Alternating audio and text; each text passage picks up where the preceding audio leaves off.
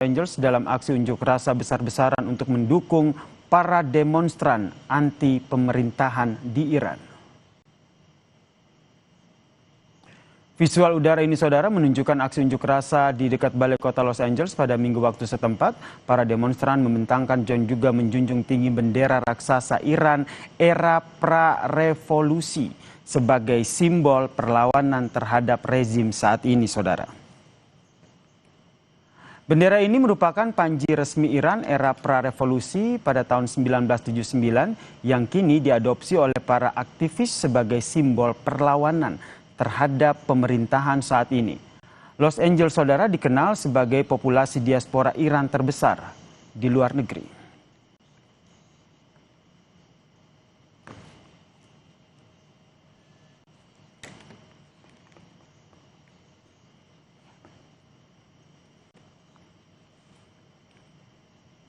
Sementara itu saudara, sejumlah warga Iran menyeberang ke Turki pada Jumat waktu setempat.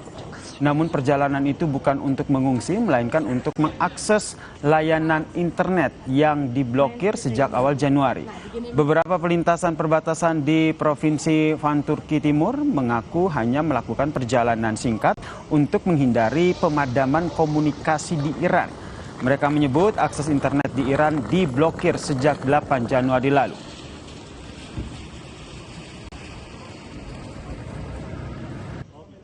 من کارم اینترنت رو مجبور بودم بیام تا اینجا و استفاده بکنم و انجام دادم کارم رو. دوباره برمیگردم ایران تا شرایط ببینیم چطور میشه و اگر اینترنت درست بشه که میمونیم، اگر نه مجبوریم دوباره بیایم برای استفاده از اینترنت حالا کشورهای همسایه دیگه کشورهای.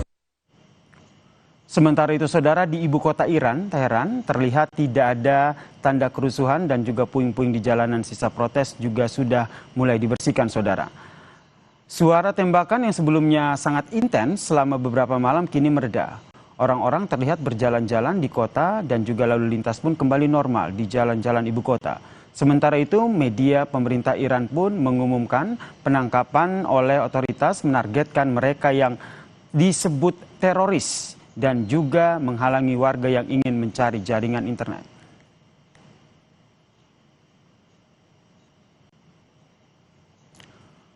Lebih lanjut soal tensi hubungan Iran dan Amerika Serikat, kami membahasnya dengan pengamat hubungan internasional Mas Teguh Rejasa. Selamat petang Mas Teguh. Selamat petang Indonesia.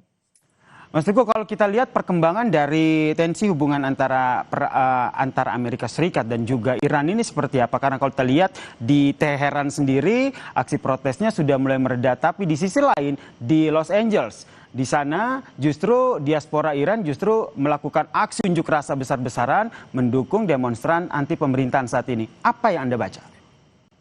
Yang saya baca adalah saat ini terdapat sekitar antara 500.000 sampai 1 juta warga Iran yang tinggal di Amerika Serikat ya. Mereka itu secara bertahap meninggalkan negeri Iran tahun 1979 saat terjadinya revolusi di mana Raja Iran saat itu, Syahansyah Muhammad Reza Pahlavi Aryamer itu diasingkan dan mengungsi ke Amerika Serikat dan selanjutnya digantikan oleh Ayatollah Ruhollah Khomeini. Ayatollah Ruhollah Khomeini ini merupakan pemimpin yang sangat revolusioner, ideologis, dan langsung mengubah kebijakan luar negeri Iran dari sangat pro-Amerika, dari sangat pro-Israel menjadi sangat anti-Amerika dan sangat anti-Israel.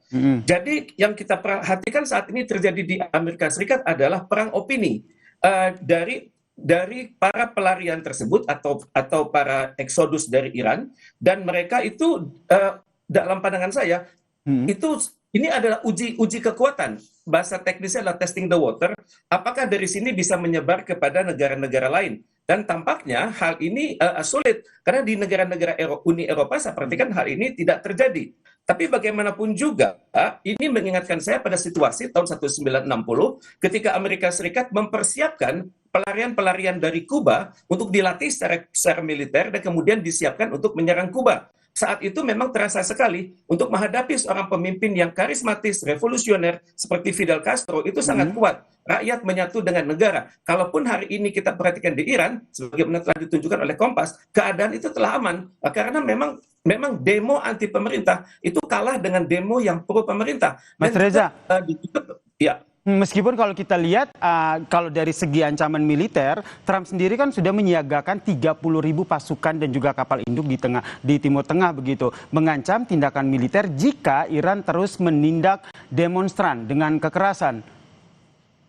Tepat sekali.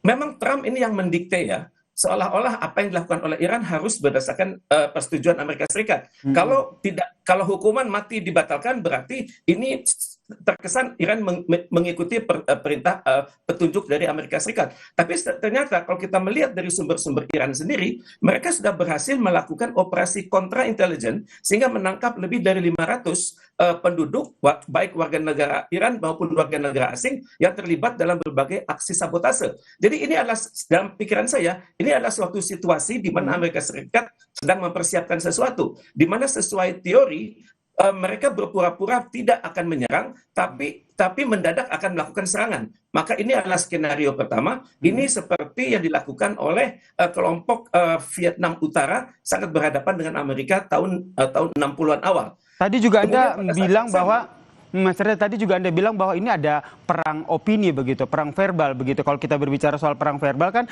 pemimpin tertinggi Iran juga sempat menyebut Trump adalah kriminal. Sementara Trump membalas dengan menyebutnya orang sakit begitu, dengan menyerukan perubahan rejim. Anda membacanya ini arahnya akan seperti apa nih, ketegangan antara Amerika Serikat dan juga Iran ini? Amerika Serikat mencoba menggoyang kredibilitas Iran ya, antara lain dengan melakukan berbagai sanksi ekonomi dan juga sanksi ini sudah diberikan dari tahun 79. Kalau kita merujuk pada piagam PBB, khususnya pasal 2, itu dikatakan bahwa masing-masing negara itu tidak boleh menggunakan ancaman atau kekuatan terhadap integritas teritorial atau kemerdekaan politik negara lain. Juga negara tidak boleh melakukan ancaman intervensi dan apalagi Amerika Serikat mengatakan untuk para demonstran, Anda tenang, bantuan sedang menunggu. Pada saat yang sama, ketiadaan perang ini juga digunakan oleh pimpinan tertinggi Iran untuk melakukan konsolidasi dengan dengan unit-unit yang berada di bawah Ayatollah tersebut. Misalnya pimpinan eksekutif namanya Supreme Leaders Office, kemudian Revolutionary Guard, kemudian lembaga-lembaga intelijen, kemudian lembaga-lembaga ekonomi yang pro kepada pemerintah. Jadi menurut Anda ketegangan antara Iran dan juga Amerika Serikat ini masih terus berlanjut? Jika iya, bagaimana dengan peran dan juga pengaruh negara-negara tetangga Iran, termasuk Timur Tengah? Saya perhatikan Iran sudah berhasil melakukan perang cyber ya, di mana Iran sudah menetralisir perangkat-perangkat satelit yang dimiliki oleh Elon Musk. Dan kalaupun negara-negara di sekeliling Iran itu mereka sedang khawatir karena kalau terjadi sesuatu atas Iran bisa saja melakukan pengiriman ballistic missile. Target Iran sudah jelas, misalnya ada 2.500 pasukan Amerika Serikat di Turki, kemudian ada 3.000 pasukan Amerika Serikat di Jordan, ada 13.000 pasukan Amerika Serikat di Kuwait, kemudian kalau dikombinasikan antara Qatar itu sekitar 10.000 dan di Saudi Arabia juga ada 10.000.